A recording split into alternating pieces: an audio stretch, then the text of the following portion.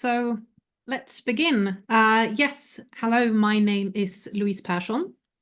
I'm Rebecca Rouse. And we're from Sweden, from the University of Skövde.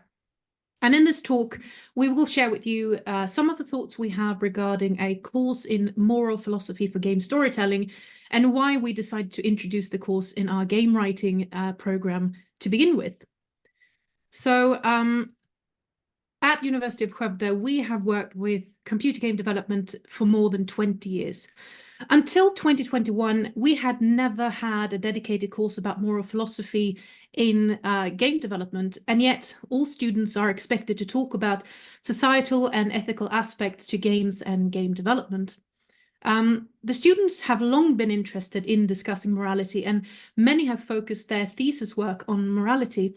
However, we've found that they have somewhat lacked the vocabulary for it. These are only some of the reasons for why we wanted to create a course about moral philosophy in game storytelling. And the idea is to give them the tools to add to their developer toolkit. As of now, this course is only given to game writing students. So the first half of the course is dedicated to normative and applied ethics. We start with traditional philosophies like Kantianism, utilitarianism, ethical egoism, etc. And then we move on to more modern perspectives such as the moral saint, the duty of beneficence, and so on. Some students have never encountered moral philosophy like this before, so a foundation in the field is required. For the second half of the course, we dedicate to game morality, morality systems, the history of killing in video games, mechanisms for moral disengagement, etc. And here we discuss what makes game unique when it comes to methods for ethical discussions and exploration. So the teaching consists of lectures, seminars, and a workshop. And the first 2 weeks are dedicated to normative ethics. We have lectures that and with discussions that follows. And the first week ends with a workshop. So for the latest iteration, the students played Cards Against Humanity, which is a card game with a tagline, a party game for horrible people. So from then on, the course ends with seminars. And the course has 3 seminars in total, all focusing on different topics. Seminar 1 focuses on normative ethics and lets the students choose one moral framework each to work with. Seminar 2 focuses on morality systems and the binarism of game morality. Seminar 3 focuses on player morality and the experience of engaging with these moral situations. And then they have a final assignment, which is a longer interactive moral problem with one or several complexities, and then together, of course, with a written essay as a companion piece. And the reading material, as you've seen on the screen, is The Elements of Moral Philosophy by James Rachels and 2 books by Miguel Sicard. And the lectures start off the week's topic. So each week there's a new topic. And it's followed by discussion in the classroom. But the main point, however, is the seminars. The students meet in groups of 4 to 5 individuals, plus a teacher, to discuss the different themes.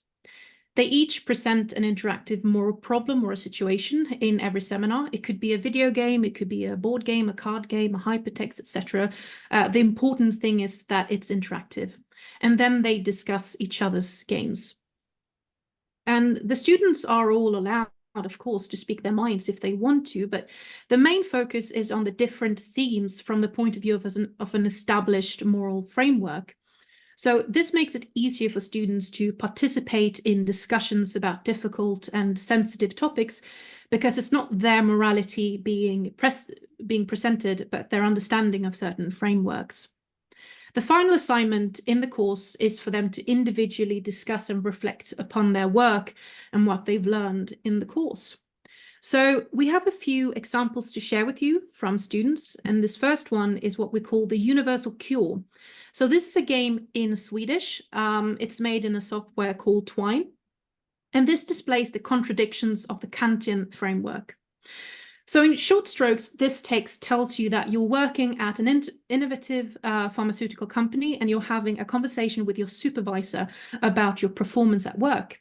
So he congratulates you for your excellence, but then has to step out of the room for a moment. And he tells you not to press the button on his desk because it's a release trigger for a project the company is going to scrap. Then he leaves. So you look at the desk, you see the button, and then you see a label saying release the universal cure. Now, you've seen the reports and you know that this cure is 100% effective. So the question is whether or not you release this cure. So if you choose yes, you will go against the rule of following orders. This might not strictly be an absolute rule according to Kant, but following the categorical imperative, following orders would probably be a rule you'd want others to follow as well. But it is a universal cure and you know it works, so is following orders more important than this? So the next step of the game is to either tell the truth or lie when the supervisor gets back. So did you press the button or not? So if you did press the button, but you say you didn't, you're lying, which is, of course, breaking one of Kant's absolute rules. You get to keep your job if you do that, and the cure is released into the world, but you're a bad person because you lied. Now, if you do tell the truth, the cure gets stopped before it hits the world. So there is no cure. You lose your job, and yeah, but at least you're a good person. So this game is rudimentary, but it displays the interesting contradictions of deontological theories that puts acts against each other and cancels out any intention. And it also shows the often binary ways of giving values to right and wrong in games. So the second example is a game that we call A Nurse's Dilemma. So I'll share a little about this example. This game really is a nursing student's nightmare. It's a kind of trolley problem dilemma scenario. And the student didn't work with any digital tools to make this game. It's a card game. They made cards here that represent the different choices for the player, but then they had traditional card decks, one card deck per choice, which they had stacked with the probability that they've associated with each choice. So then you would choose which choice you're going to make, and you would draw from the stacked card deck to find out if you succeed or not. So in this scenario, you're a nursing student working in a hospital, and you're in a ward, in a room with several patients who are in critical condition, and the door closes and is stuck. And so you're trapped in there, and a bunch of these patients are going to die imminently. There's no way for you to get help. The philosophical grounding for this game is utilitarianism. So you want to try and save as many patients as you can, but doing your best to call for help and save everybody has the lowest probability of success. And then you can see going up from there that you could sacrifice one patient, you could kill one patient to save three others, to maximize how many you save. But then the consequences for that, as the student developed the game, those consequences became more and more complicated. He added that the parent of the patient you would kill would be in the room, and the patient would be a young person. And he added some information about how you would be affected legally if you killed the one patient. You know, you would have to go to court and probably go to jail. So it becomes more and more complicated. And then, of course, the discussions around this became very, very interesting for the students. And did you want to say something about the point system that got developed, Louise?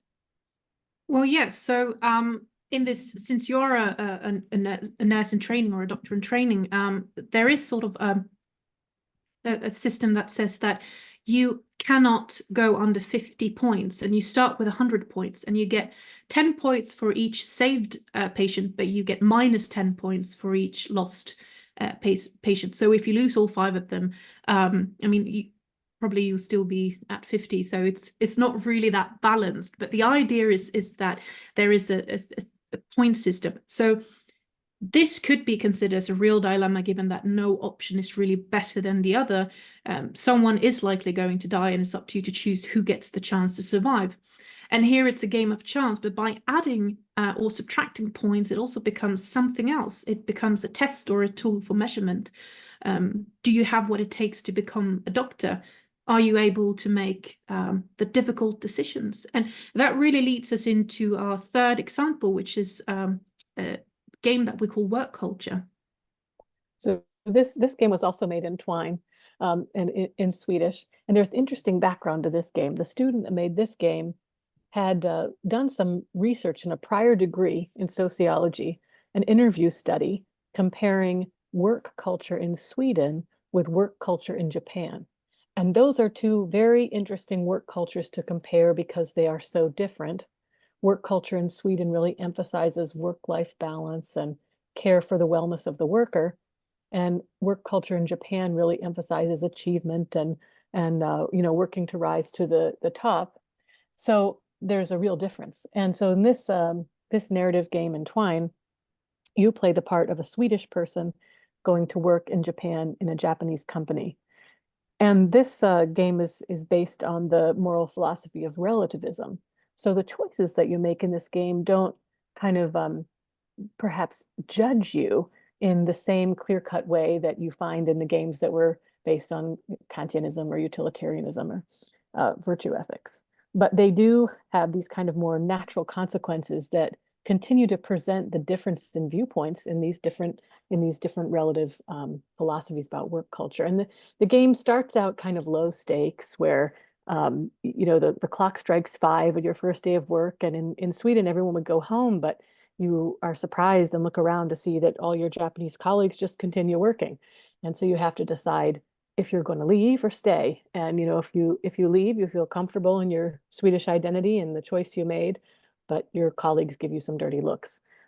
If you stay, you get some approval from your colleagues, but you feel uncomfortable because it doesn't fit with your own philosophy. As the game was iterated, the student added more and more complexity to the choices that the player had to make, and eventually even how the player is going to interact with other characters in the game. So the Swedish player observes a Japanese character in the game who's really suffering from overwork and becoming sick, and has to decide if they're going to do the Swedish thing and intervene or not. If they don't intervene, it even gets to the point of the Japanese character having to be taken to the hospital. So it gets to be higher and higher stakes in this case. And this problem displays sort of the treacherous grounds we morally have to walk when balancing respecting others and respecting ourselves. In this game, we win by following the Japanese culture. We keep our job and we're being well liked at the office, but what are we really losing? So that's a very interesting thing to think about. And So, even in the process yes. of designing that game, the student who wrote the game reflected that if they were going to go further, and develop this game more professionally, they wanted to co-design and collaborate with a Japanese game writer. So even the process of designing the game, they realized the limitations of their own perspective. And so at kind of a meta level, the game also surfaced the nuances and difficulties of understanding across cultures. Yes. So in conclusion, the course is a part of a longer course chain. The second year students, they come into this course from a world building course. And we got a lot of positive feedback about that progression. So they've said that in the world building course, they're learning about, how to write, political systems, cultural systems and environments and so forth. But here in the moral philosophy course, they felt, we're going one level deeper below that an underlying moral philosophy in a game world could be even more foundational under those world building things. And they've enjoyed that progression. And parallel to this course, they take another one about theoretical and societal aspects of games, which is a good course companion. So the students move on to their third year with other courses where they can put the tools that they get into action, and later they finally have a much richer vocabulary for their thesis work. And the students are very engaged in this course. The discussions are interesting, inspiring. They are rich with perspectives and reflections, with wise perspectives and reflections. And the students have complemented the course and its placement in the program. And they have even requested even more content for the course. And that sort of moves us into the downsides, which is that we don't have enough time to present such a comprehensive subject in a satisfactory way, really. So the foundation of normative ethics needs to be established before any real discussion can be had. And because of that, it would be better to have 2 courses perhaps representing the two parts of this course. So one about traditional ethics and the other about ethics in games. But there is a hunger from the students about moral reflection in games. And our students, they play a lot of games, they make a lot of games, they discuss amongst each other, and many carry over questions about morality into their thesis papers. And it's clear that there is a given place for such a course in a program like computer game development, game writing. Yeah, we can also say that, maybe the core of narrative games, really is interesting choices, and that we've seen our students write very interesting choices in this course, perhaps more interesting than we see in some of the other courses, when they have this foundation of moral philosophy to work from and be inspired by. All right, so thank you all very much. And if you have any questions, we'd be happy to answer them. Thank you so much. We do have a question from Shimon. Question for Louise. Have you leveraged any of the values at play work by Mary Flanagan in your course development or delivery? If so, how did you find using it worked for you? I'm afraid I'm not very I'm familiar with that card deck, if that's what you're referencing. Is it the card deck from Mary Flanagan that's being referenced there? So yeah. Yep, the book and the card deck. Yep. Oh. I've taught with those before in another program, in another setting, but I think they're valuable. What I notice in this setting without the card deck is that I see wider creativity from the students. I see how the card deck maybe could be a way for us in a previous course, like a course that comes before this one, to seed some of the notions and the work that would happen in this course. But I think part of what works in the course is that the students are given, a lot of freedom in terms of their own game designs, really. Thank you so much for this answer.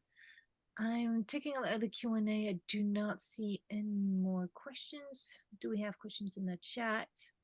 And don't hesitate to put your questions in the Q&A section, because it's easier for speakers to then take a look at those questions there and answer them later on. All right. Well, all right. Thank you so much. Thank you. Thank you so much, both of you.